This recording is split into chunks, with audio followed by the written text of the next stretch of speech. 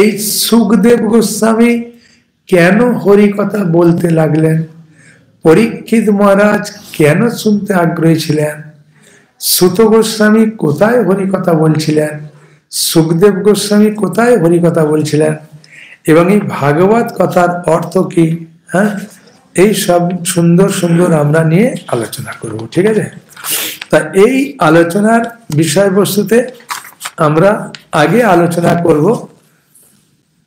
তাহলে আজকে কি কি আলোচনা করব বললাম? পরীক্ষিতের জন্ম, পরীক্ষিত কেন ভাগবত কথা শুনতে চাইলেন, সুখদেবের জন্ম, সুখদেব গোস্বামী কেন বললেন, সুখদেব গোস্বামী সুখতালে বললেন কোন নদীর তীরে, হ্যাঁ, সুত গোস্বামী বললেন কোথায়, এগুলো সব ডিটেলস পড়ব। আগে আমরা আলোচনা করব ভাগবত কথার অর্থ কি। হ্যাঁ, শ্রী ভাগবত এখানে লেখা আছে না, এই শ্রীমদ ভাগবত আছে না, লেখাটা আছে শ্রীমদ ভাগবত। শ্রী মানে সৌন্দর্য, মদ মানে আছে, হ্যাঁ, তাহলে শ্রীমদ মানে যার মধ্যে সৌন্দর্য আছে।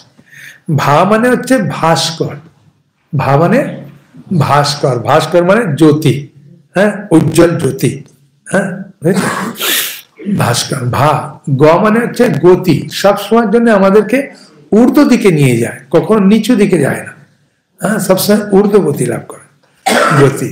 ব মানে হচ্ছে বরিষ্ঠ, সব থেকে শ্রেষ্ঠ, হ্যাঁ, আর ত মানে হচ্ছে তরণী স্বরূপ, নৌকা স্বরূপ। ভব নদী পার করতে এই ভাগবত খুব নৌকা স্বরূপ সাহায্য করবে। ব্যাসদেবের পিতা পরাশর মুনি, হ্যাঁ, তিনি বলছেন এই ভাগবত কথার অর্থ, হ্যাঁ, ভা মানে হচ্ছে যিনি ভক্তি প্রদান করতে পারেন। ভা মানে কি? ভক্তি প্রদান করতে পারেন। কে বলছে এই কথাটা? পরাশর মুনি, ব্যাসদেবের পিতা বলছেন ভা মানে যিনি ভক্তি প্রদান করতে পারেন, গ মানে যিনি জ্ঞান দান করতে পারেন, ব মানে যিনি ব্যক্তিকে প্রদান করতে পারেন, আর ত মানে যিনি তত্ত্বজ্ঞান প্রদান করতে পারেন।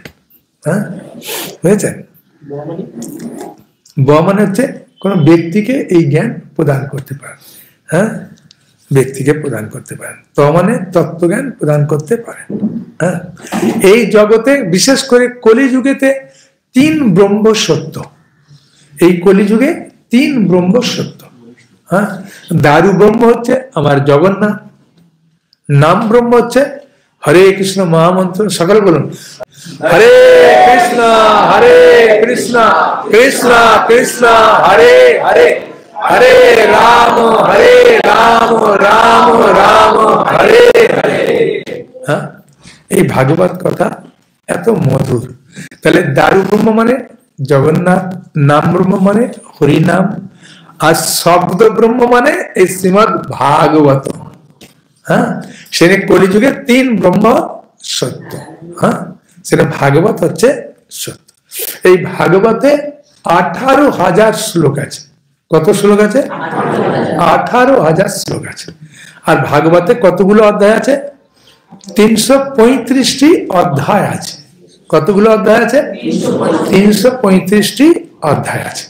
এই ভাগবত জ্ঞান দিয়েছিলেন ভগবান শ্রীকৃষ্ণ ব্রহ্মাকে 4টি শ্লোকে দিয়েছিলেন। ভগবান কৃষ্ণ এই জ্ঞান ব্রহ্মাকে দিয়েছিলেন 4টি শ্লোক। সেই 4টি শ্লোক ভাগবতের কোথায় লেখা আছে? ভাগবতমের 2য় স্কন্ধ 9ম অধ্যায় 33, 34, 35, 36 এই 4টি শ্লোকে। হ্যাঁ, সেই জন্য ভাগবতকে বলা হয় চতুশ্লোকী ভাগবত। ঠিক আছে, কেন চতুশ্লোকী বলা হয় বোঝা গেল। এই ভাগবত যখন ভগবান কৃষ্ণ ব্রহ্মাকে 4টি শ্লোকে দিলেন, ব্রহ্মা তখন সেই জ্ঞান তার শিষ্য এবং পুত্র নারদকে 10টি শ্লোকে দিলেন। কতগুলো শ্লোকে? 10টি শ্লোকে। নারদ তখন তার শিষ্য, হ্যাঁ, ভগবানের সাহিত্য অবতার, হ্যাঁ, ব্যাসদেবকে দিলেন কতগুলো শ্লোকে? 100টি শ্লোকে দিয়েছেন। কতগুলো শ্লোকে? 100টি শ্লোকে। আর সেই ব্যাসদেব তার পুত্র সুখদেবকে যখন জ্ঞান দিলেন প্রচার মানে আলোচনা করলেন, 18,000 শ্লোক সমন্বিত ভাগবত বললেন। ঠিক আছে, এই ভাগবত হচ্ছে নিত্য। অম্বরীশ মহারাজের রাজ্যেও গৌতম মুনি ভাগবত পাঠ করতেন, কিন্তু লিখিত আকারে এই ভাগবত ছিল না। তখন কি পন্থায় ছিল?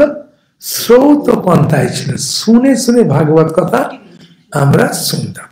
এই ব্যাসদেব কলিযুগের মানুষের লক্ষণ দেখে, অবস্থা দেখে তিনি এই প্রণয়ন করলেন।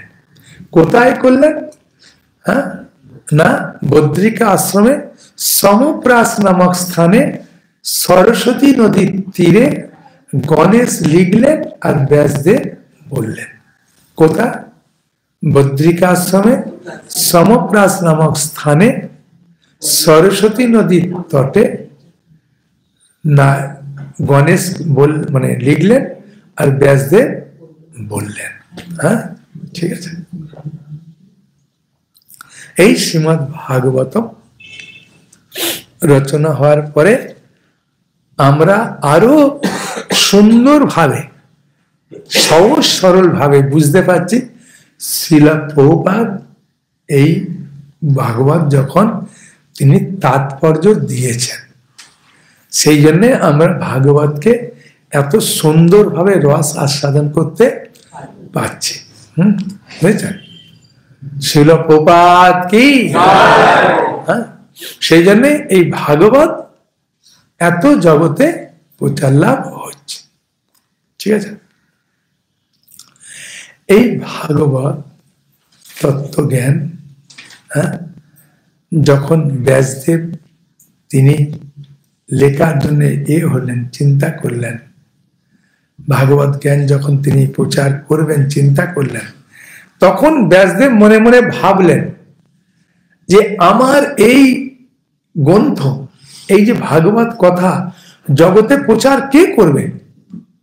তাই তিনি তপস্যা করলেন। তপস্যা করে ভগবানের কাছে প্রার্থনা করলেন, ভগবান আমি আমার শিষ্যদের মাধ্যমে প্রচার করব না, আমাকে একটা পুত্র দেন, যে পুত্রের মাধ্যমে এই ভাগবত তত্ত্বজ্ঞান আমি প্রচার করব।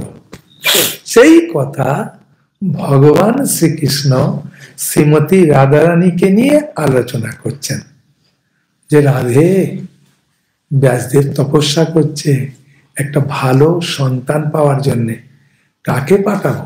আর সেই সময় সামনে দিয়ে সুখ উড়ে যাচ্ছে, সুখ পাখি। তখন রাধারানী বললেন, প্রভু চিন্তার কি আছে, এই তো সুখ উড়ে গেল, সুখকে বলো। এই সুখ শোনো, তোমাকে ভাগবত কথা প্রচার করার জন্য ব্যাসদেবের সন্তান রূপে তোমাকে জগতে যেতে হবে। বলে ঠিক আছে প্রভু, যাব। ঠিক আছে, এখন ব্যাসদেব যাবে। হরে কৃষ্ণ। সুবর্ণ সুযোগ ভাগবত নেওয়ার, তাই এই সুযোগ আপনি গ্রহণ করলে এই ভাগবত তত্ত্ব জ্ঞানটা আরো সুন্দরভাবে বুঝতে পারবেন। শ্রীল প্রভুপাদ আরো সুন্দরভাবে আপনাদেরকে বুঝিয়েছেন। তাই আপনি আমার নম্বরে যোগাযোগ করুন, আপনাকে ভাগবত দেওয়ার জন্য আমি যথাসাধ্য চেষ্টা করব। ঠিক আছে, হরে কৃষ্ণ, ভালো থাকুন, হরি বল।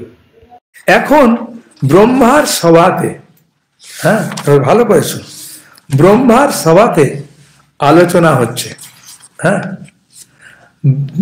যে যে প্রেমের পরাকাষ্ঠা উদাহরণ দাও।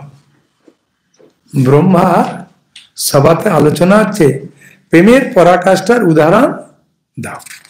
তখন প্রেমের পরাকাষ্ঠার উদাহরণ চাইছে, তখন এখন কে দেবে? হ্যাঁ, ব্রহ্মার সভায় আলোচনা চলছে। হঠাৎ নারদ মুনি উঠে দাঁড়িয়ে বললেন, আমি উদাহরণ দেব প্রেমের পরাকাষ্ঠা। লক্ষ্মী নারায়ণ। বুঝে, যদি লক্ষ্মী নারায়ণ হয় তাহলে যখন ভৃগুমুনি গিয়ে ভগবানের বিষ্ণুর বুকে আঘাত করলেন, তখন লক্ষ্মী বললেন যে প্রভু আপনার আমি পদসেবা করি, আপনার কাছে আমি থাকি, আর আপনার সামনে, আমার সামনে এ মুনি আপনার বুকে আঘাত করলো, আপনি কিছু বলবেন না? তখন বিষ্ণু চুপ করে আছেন। এই চুপ করা দেখে লক্ষ্মী দেবী বললেন, ও মৌনতা তো সম্মতির লক্ষণ, মানে আপনি মুনিকে সাপোর্ট করছেন, আমি আপনার এতদিন পদসেবা করলাম, সারা জীবন আপনার কাছে থাকলাম, আপনার পত্নী, আর আপনি আমার কথা শুনলেন না। তাই ছেড়ে চলে গেল কোলাপুরে, মহারাষ্ট্রের কোলাপুরে, ওখানে তপস্যা করতে গেলেন। এই সভাতে নারদ মুনিকে বলছেন, যদি প্রেমের পরাকাষ্ঠা লক্ষ্মী নারায়ণ হয়, তার লক্ষ্মী ছেড়ে পালালো কেন? আর নারায়ণ লক্ষ্মীর খোঁজ করার জন্য খুঁজছে কেন? তখন নারদ মুনি চিন্তা করলেন, ভাই এই সভায় বসে পড়লেন। অন্যজন উঠে দাঁড়িয়ে বললেন, প্রেমের পরাকাষ্ঠা হচ্ছে শিব আর পার্বতী। নারদ বললেন, আমি পরীক্ষা করব। শিব আর পার্বতী তারা আছেন, কোনো কারণে শিব একটু বাইরে গেছে, পার্বতী বসে আছেন। আর সেই সময়তে নারদ মুনি পার্বতীর বিয়ের ঘটক, ঘটককে কেনা চিনবে, তাই না? তাই যখনই নারদ মুনি এসছেন, মুনিবার এসছেন, বসুন বসুন বসুন বসুন। হ্যাঁ, যখন দেখবেন ঘটক যদি ভালো বিয়ের বন্দোবস্ত করে দেয়, সেই ঘটককে খুব আদর করে। তাই পার্বতী খুব খুশি এরকম বর পেয়ে। তাই নারদ মুনি আসতে খুব আনন্দ পেয়েছেন। বসুন বসুন বসুন, বসে খুব সুন্দরভাবে খেতে দিচ্ছে, আপ্যায়ন করছে। হ্যাঁ, খুব আপনজন। হ্যাঁ, বসার পরে বলছেন, পার্বতী, আমি যে শিবের সঙ্গে তোমার বিয়ে দিয়েছি, কোনো অসুবিধা হচ্ছে না তো? বলছে, না প্রভু, উনি আমাকে প্রাণের থেকে ভালোবাসে। হ্যাঁ, আমাকে সঙ্গে কখনো কোনো বামরুতে বসে কাঁধে হাত দিয়ে খুব আদর করে। বলছে, ও তাই? তাহলে প্রভুর গলায় যে মুন্ডমালাগুলো আছে, সেই মুন্ডমালাগুলো কিসের? বললো, নারদ মুনি, আমি তো ওটা কখনো জিজ্ঞাসা করিনি। বলে, তাহলে কি ভালোবাসে তোমাকে? প্রাণের থেকে ভালোবাসে, গলায় মুন্ডমালাটা পড়ে আছে, ওটাই বললো না। আর নারদ মুনি চলে গেল। আর পার্বতী একদম চোখগুলো লাল করে একদম বসে আছে রেগে মেগে। হ্যাঁ, আর মায়েরা যখন রেগে মেগে যায়, যখন কথা বলে, চোখগুলো তো বড় বড় করে বলে। তাই পার্বতীকে দেখে শিবজি বলছেন, প্রিয়া, আর ঢং দেখাতে হবে না। হ্যাঁ, তুমি আমাকে যে কি রকম ভালোবাসো আমি বুঝতে পেরেছি। তখন শিবজি বলছেন, পার্বতী, নারদ এসেছিল নাকি? বলছে, হ্যাঁ, উনি না এলে, আমার ঘটক না এলে আমি জানতাম নাকি? হ্যাঁ, আমাকে এত ভালোবাসে, আর গলার মুন্ডমালাটা কেন পড়েছে? বলছে, দেখো পার্বতী, ভগবানের ভালোবাসার পরে যদি কাকেও আমি প্রাণ দিয়ে ভালোবেসে থাকি, সে হচ্ছে তুমি। বললে, প্রভু, এরকম মিথ্যা কথা বলে আর ভণ্ডবাজি করে আর কতদিন চলবে? হ্যাঁ, বলছে, পার্বতী, তুমি বিশ্বাস করলে না? এই মুন্ডমালাগুলো তুমি যখন মারা যাও, তোমার বিরহ আমি সহ্য করতে পারি না, সেই জন্য মুন্ডমালাগুলো আমি গলায় ধারণ করে সবসময় দেখি। হ্যাঁ, বলে, প্রভু তাই? তাহলে আমি এতবার মারা গেছি, আপনি মারা যাননি? বলছে, না, আমি তো মৃত্যুঞ্জয়। বললে, তাই? তাহলে আমিও মৃত্যুঞ্জয় হবো, আপনার সঙ্গে সবসময় থাকবো। হ্যাঁ, বললে, থাকতে গেলে তাহলে ভাগবত কথা শুনতে হবে। আমি প্রভু শুনবো। তাই এই জায়গাতে হবে না, আমি যাব নিরিবিলি একটা জায়গায়। কোথায়? অমরকণ্টকে যাব। সেখানে গিয়ে শিবজি পার্বতীকে হরি কথা বলছেন। বলার পরে শিবজি বললেন, শোনো পার্বতী, তোমাকে বলার আগে কোনো জীব যদি শুনতে পায়, সেও অমর হয়ে যাবে। সেই জন্য আমার ডুমরু বাজিয়ে আমি এখান থেকে সবাইকে আগে তাড়িয়ে দিই। হ্যাঁ, সবাইকে তাড়িয়ে দিচ্ছে। সু পাখি তখন মা পাখির গর্ভে অলরেডি জন্ম নিয়েছে। হ্যাঁ, ডিমটা একটা গাছের কোটরে দিয়েছে, আর দিয়ে পাখিরা ডিম দিলে কি হয়, তা দেয়। দিয়ে যখন বাচ্চাটা ফুটেছে, মুখটা জাস্ট বার হয়েছে, ওই সময় ডুমরু পাঠিয়েছে বাজাতি, শিবের এতে মা পাখি পালিয়ে গেছে। সুপ মুখটা বাড়িয়েছে। হ্যাঁ, বাড়িয়ে এরকম করে তাকাচ্ছে, কান দিয়ে শুনছে। পার্বতী, আমি তোমাকে এখন ভাগবত কথা বলবো, তুমি মন দিয়ে শ্রবণ করো, আর তুমি যদি ঘুমিয়ে না পড়ো সেই জন্য তুমি মাঝে মাঝে কি দেবে, হুম হুম। ঠিক আছে, এটা কে শুনে নিল? সুখ পাখি শুনে নিল। শিবজি পার্বতীকে খুব মনের আনন্দে বলছে, বলতে বলতে এমন একটা রোমাঞ্চক ঘটনা বলেছে। ঘটনা বলার পরে বলছেন, শিবজি কেমন লাগলো কথাটা? হ্যাঁ খুব ভালো। মানে তুমি ঘুমিয়ে পড়েছিলে নাকি? বললে, প্রভু একটু তন্দ্রাচ্ছন্ন হয়েছিলাম। তারা কে উঠে দিচ্ছিল? আর সুখ পাখি গায়ের রং আর পাতার রং একই রকম, কিন্তু চোখটা একরকম নয়। শিবজি আমাকে তাকাচ্ছে, তাকাতে তাকাতে শিবজির চোখ আর সুখের চোখে চোখে চোখে মিলন হয়েছে। মিলন হতেই একদম নিয়েছে ত্রিশূলটা, নিতেই সুখ চিন্তা করলো, ভাই এখনই তো আমাকে মারবে, উঠতে শুরু করলো। এখন সুখ উড়ে উড়ে যাচ্ছে, শিবজি ত্রিশূল নিয়ে ধাবিত হয়েছে। ঠিক আছে, এখন যাচ্ছে।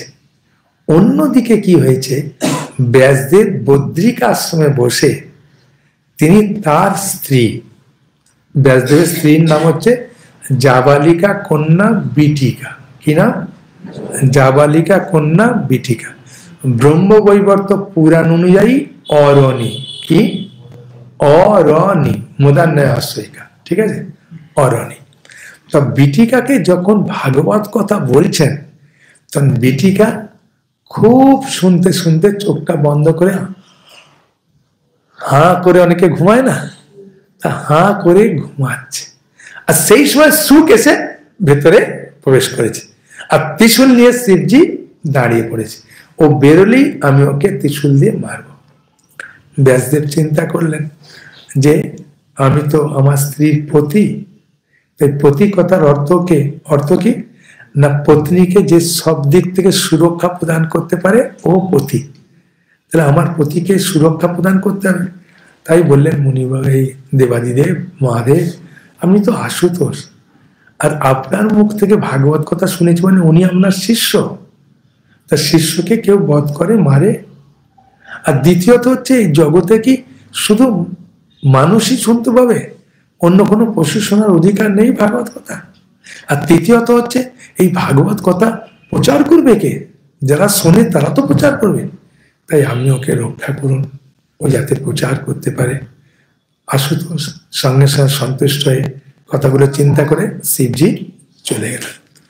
এই সুখ মায়ের গর্ভে কোন কোন জায়গায় ভাগবতে আছে 12 বছর ছিলেন, কোন জায়গায় আছে 16 বছর ছিলেন। ব্যাসদেব দাঁড়িয়ে প্রার্থনা করছে, সুখ বাইরে এসো। পিতা, আপনি তো মায়ার মধ্যে আছেন, আর আমি আপনার থেকে বেরিয়ে কি মায়া মুক্ত হব? যদি দ্বারকাধীশ আসে, যিনি মায়া থেকে মুক্ত, এলে আমি বেরোব। তখন ব্যাসদেব গেলেন দ্বারকা, গিয়ে বললেন যে আমার স্ত্রী গর্ভযন্ত্রণা পাচ্ছে, আপনি এসে আমার সন্তানকে বাইরে নিয়ে আসুন। ভগবান এসে বললেন, সুখ বাইরে এসো। বলে, প্রভু মায়ার জগৎ, ওখানে গেলেই ফাঁসবো, তার থেকে বাবা মাতৃগর্ভে একটু সুখে আছে। বলে, না, বেরিয়ে এসো, আমি সারা জগৎকে এক সময়ের মধ্যে, অল্প সময়ের জন্য একদম মুক্ত করে দেবো, মায়া মুক্ত করে দেবো, তুমি বেরিয়ে তুমি মুক্ত থাকবে, চিন্তা নেই। তাই সুখদেব মাতৃগর্ভ থেকে বেরিয়েই সঙ্গে সঙ্গে ছুটতে শুরু করলেন। আর এটা ভাগবতমে প্রথমে স্কন্ধে আছে। হ্যাঁ, যখন ছুটছেন, ব্যাসদেব ছুটছেন, এই ব্যাসদেব যে ছুটছে এর মূল কারণ হচ্ছে ওনার স্ত্রীকে সান্ত্বনা দেওয়ার জন্য। হ্যাঁ, একটা বাচ্চা যখন নষ্ট হয় বা কিছু হয়ে যায় বা বাচ্চা হয় না, সব থেকে বেশি কষ্ট কে পায়? মা পায়, বাবা অতটা পায় না। তাই ব্যাসদেব জানে আমার স্ত্রী খুব দুঃখ পাবে, আমার স্ত্রীকে আমি রক্ষা করতে পারবো না, তাই ব্যাসদেব ছুটছে, আর সুখদেবও ছুটছে। তো ব্যাসদেব যখন ছুটছিল, তখন দেবাঙ্গনা রাজ স্নান করছিল, হ্যাঁ, গায়ে কাপড় না দিয়ে। তারা উঠে সঙ্গে সঙ্গে দেখছে, আরে এত সুন্দর ছেলে ছুটছে রে। আর ব্যাসদেব যখন এলেন, তারা হুড়ুর করে জলে নেবে, এক বুক জলে নেবে, হ্যাঁ, দাঁড়িয়ে গেল। তখন ব্যাসদেব জিজ্ঞাসা করলেন, আমি বৃদ্ধ, আর আমার এই 16 বছর একটা যুবক ছেলে, তাকে দেখে সে উলঙ্গ হয়ে যাচ্ছে, তাকে দেখার জন্য আপনাদের লজ্জা হলো না? আমার লজ্জা হলো।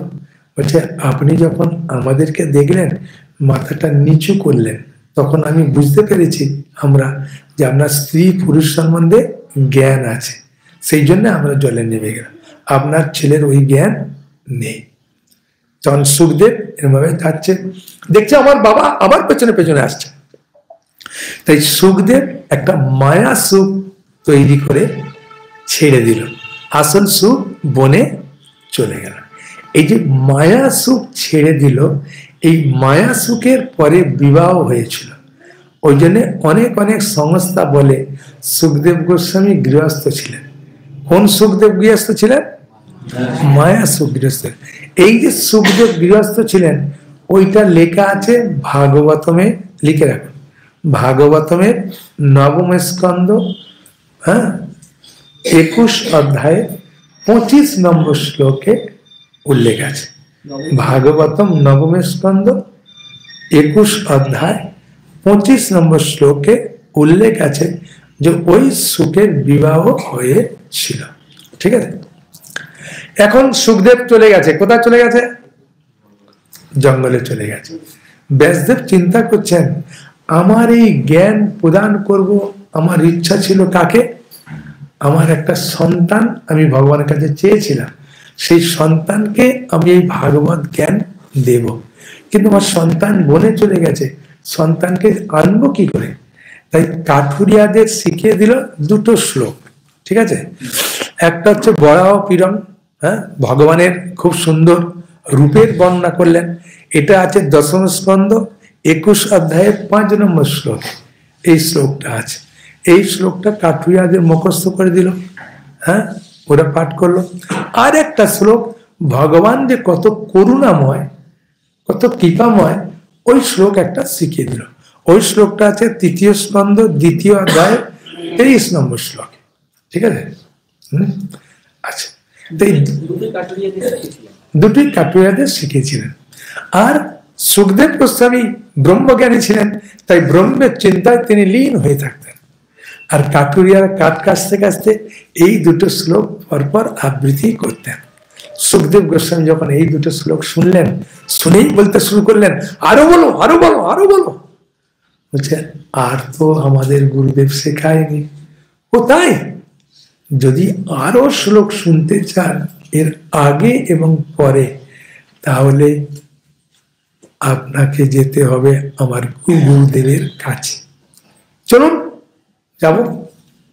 তাই কাঠুরিয়াদের সঙ্গে সুখদেব চলে এলেন কোথায়?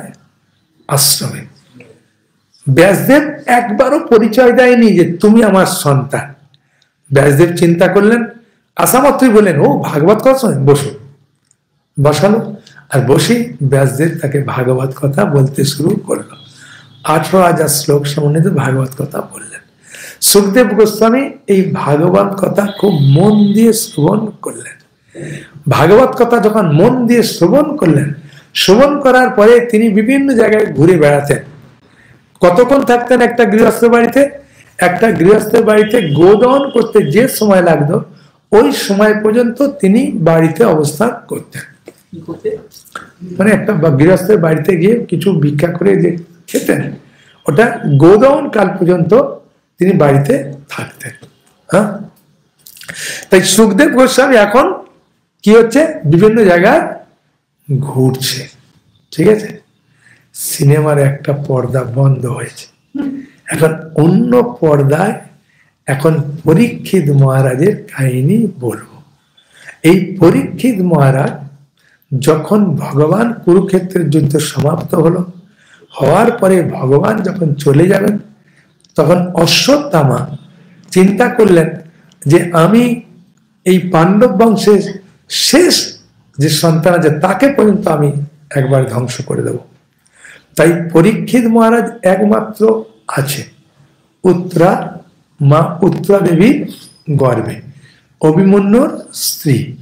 তাই উত্তরার গর্ভে যে পরীক্ষিত আছে, তাকে তিনি বাণ নিক্ষেপ করলেন, ব্রহ্মাস্ত্র। ব্রহ্মাস্ত্র 5 ভাইদের করেছিলেন, আবার পরীক্ষিতকে করেছেন। কিন্তু উত্তরা জানেন যে একমাত্র আমার, তাই না, অর্জুনের ছেলে তো, হ্যাঁ, তাই শ্বশুর হবে। তা আমার 5 জন শ্বশুর এরা শক্তিশালী থাকলেও, হ্যাঁ, জ্যাঠা শ্বশুর, কাকা শ্বশুর এসব থাকলেও কিন্তু এটা রক্ষা করতে পারে না। বাক্যগত মানে যোগেশ্বর কৃষ্ণ।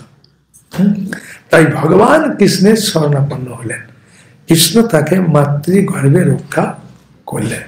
পরীক্ষিত দেখলেন কি একটা যেন, হ্যাঁ, বজ্র নিয়ে, মানে একটা গদা নিয়ে কি যেন কাকে যেন ঘোরাতে ঘোরাতে করছে।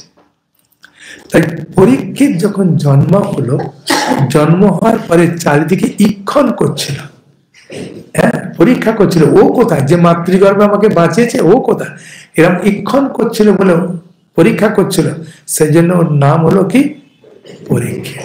পরীক্ষিতকে যেহেতু ভগবান কৃষ্ণ তিনি আমরা বিষ্ণু রূপে মাতৃগর্ভে এতে বিষ্ণু প্রবেশ করে গেলেন, ওই জন্য পরীক্ষিতকে বলা হয় বিষ্ণুরাত। আর কার কথায় কৃষ্ণ এসেছিল, মানে সুখদেব গোস্বামী আটকা পড়েছিল, কে এসে তাকে বললেন যে এসে দ্বারকাধীশ ছিলেন। সেই জন্য সুখদেব গোস্বামীর একটা নাম হলো ব্রহ্মরাত। কি নাম হলো? ব্রহ্মরাত। সুখদেব গোস্বামীর কি নাম? ব্রহ্মরাত। পরীক্ষিতের কি নাম? বিষ্ণুরাত। হ্যাঁ, সেই জন্য নাম হলো বিষ্ণুরাত। হ্যাঁ, এই পরীক্ষিত মহারাজ, হ্যাঁ, তিনি শশাগর পৃথিবীর রাজা ছিলেন। হ্যাঁ, কলি খুব অত্যাচার করছে, বুঝেছেন? আর অত্যাচার করার পরে তখন তিনি বিভিন্ন জায়গায় যাচ্ছে, কলিকে করলেন। কলি তখন চিন্তা করলেন যে এই আমাকে একটা স্থান দেন, আপনার রাজ্যে তো আমি আছি। পরীক্ষিত মহারাজ যখন তাকে মারতে গেলেন, বললেন আমি তো আপনার রাজ্যের একটা প্রজা, আমি তো আপনার রাজ্যে আছি, তাই আমাকে আপনি রক্ষা করুন। হ্যাঁ, তখন রক্ষা করে বললে তাহলে এক কাজ করো, আমার রাজ্যে যেখানে 4টে পাপ কাজ হয়ে যাও। দেখলেন কোথাও নেশা ভান হয় না, কোথাও আমি সাহান করে না, কোথাও অবৈধ স্ত্রীর সঙ্গে করে না, কোথাও জুয়া তাসা পাশা করে না, আমি থাকবো কোথায়?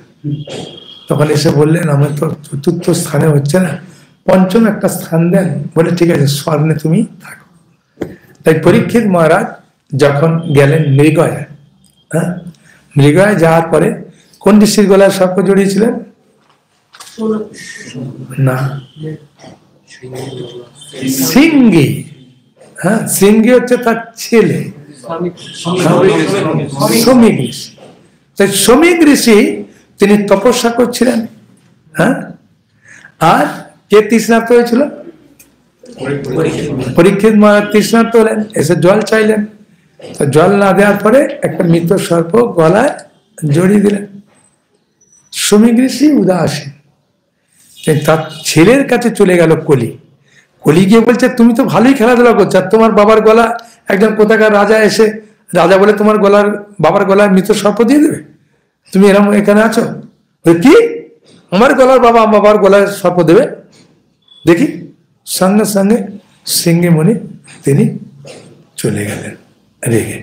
হ্যাঁ, হয়েছে, রেগে গিয়ে বাবার গলায় কি দেখলেন। হ্যাঁ, দেখার পরে তা এখন চলে গেছে, আর অভিশাপ দিয়ে দিল 7 দিনের মধ্যে তোমার তক্ষক দংশন করবে।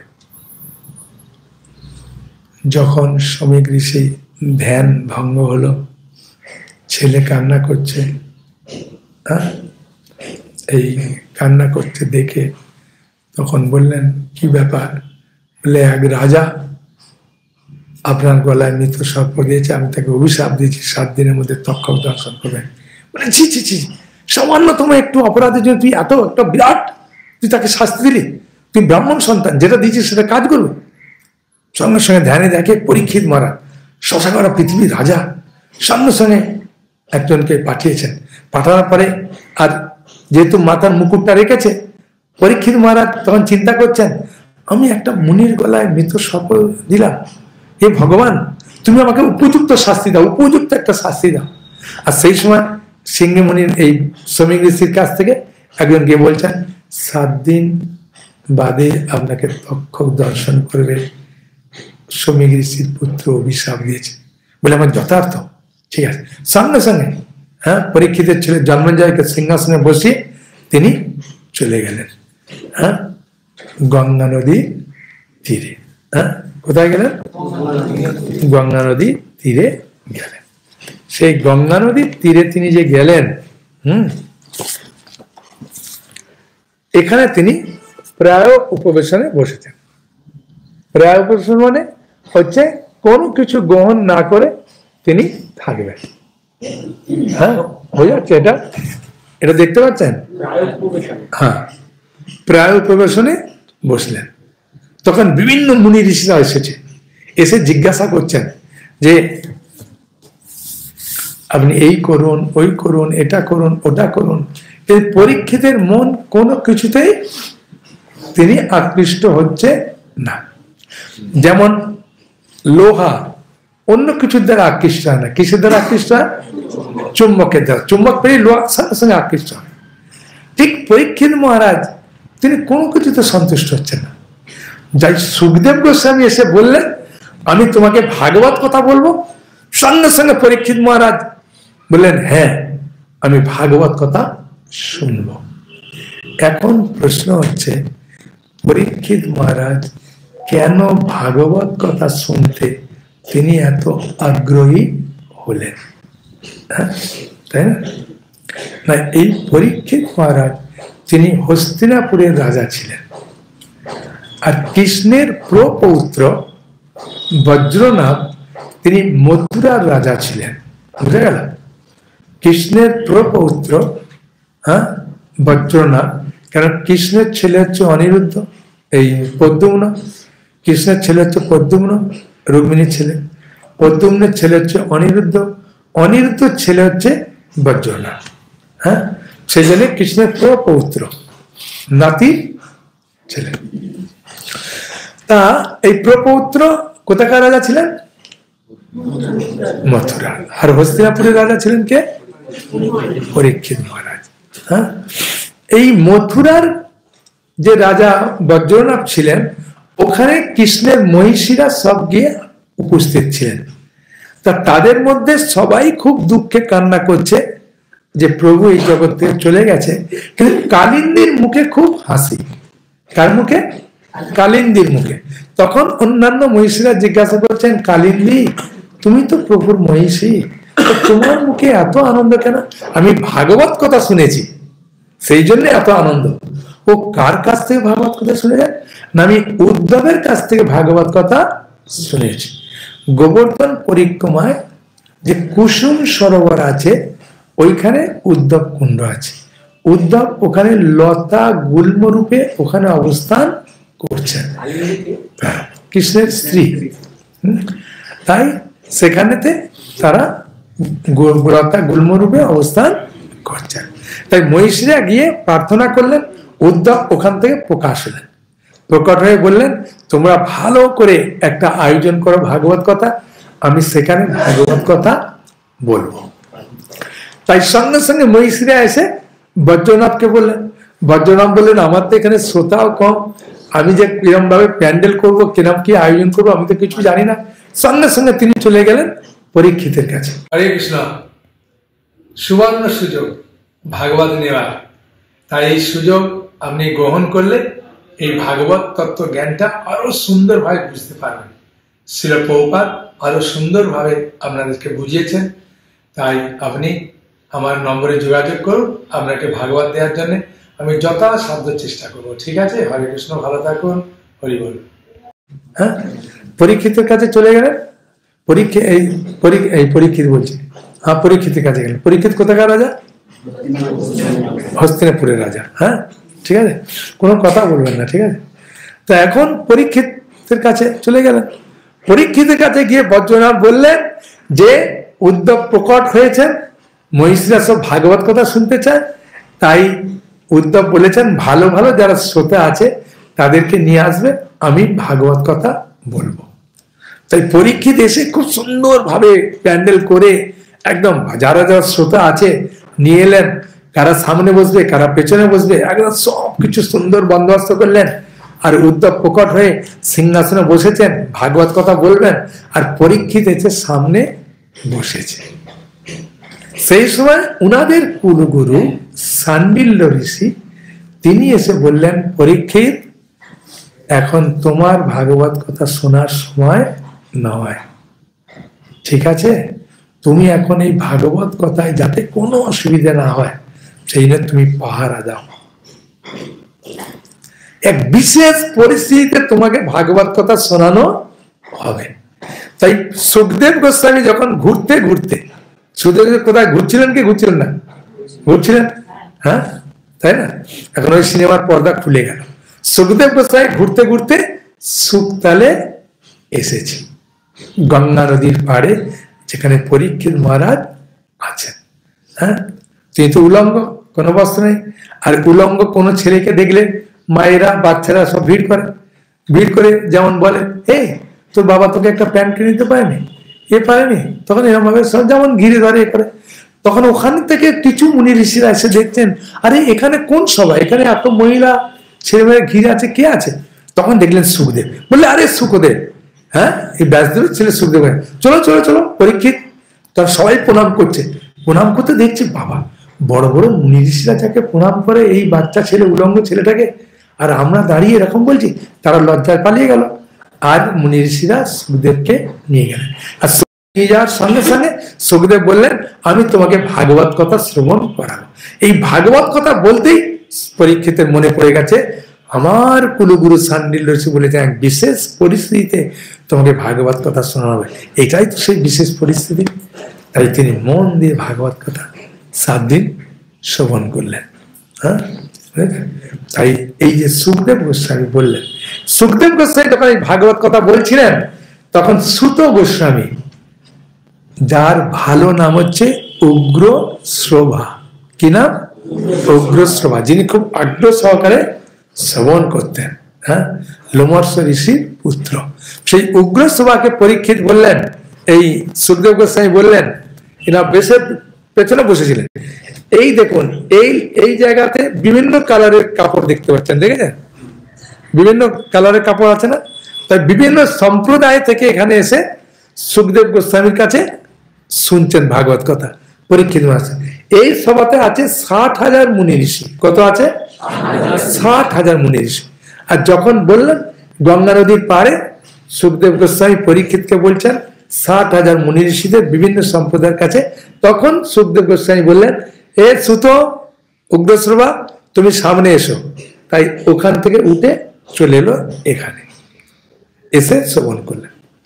শ্রবণ করার পরে সুত গোস্বামীকে বলেছিলেন, কলিযুগের প্রারম্ভে তুমি আর একবার এই ভাগবত কথা কীর্তন করবে।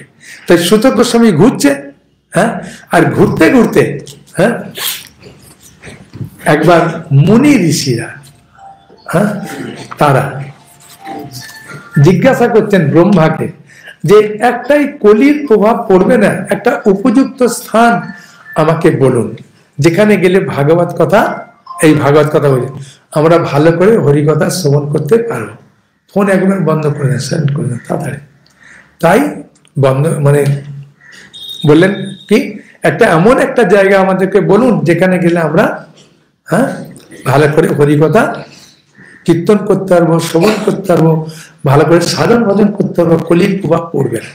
তখন ব্রহ্মা বললেন, তৈরি করলেন একটা ব্রহ্মময় চক্র তৈরি করলেন, করে ফেললেন যেখানে, সেটা হচ্ছে নিমিষ একটা অরণ্যের মধ্যে। তাই ওই জায়গাটার নাম হলো নিমিষ অরণ্য। ওটাকে বলা হয় চক্রতীর্থ। ওখানে একটা সুন্দর ভাবে আছে, যেহেতু ব্রহ্মা চক্র পড়েছিল, চক্র পড়লে কি হয়, কোন একটা ঘোরালো জিনিস পড়লে ঘুরতে ঘুরতে মাটিটা সরে যায়, তাই সত্যটা কুণ্ড হয়ে গেল, তাই চক্রতীর্থ।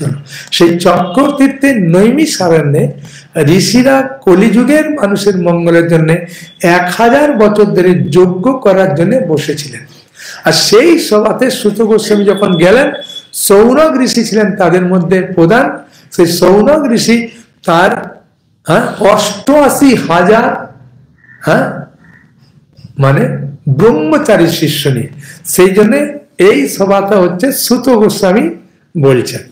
হ্যাঁ, এই সভাতে কি আছে, এই বইয়ের পেছন দিকে পেছন পাতায় কি আছে, সুত গোস্বামী আছে।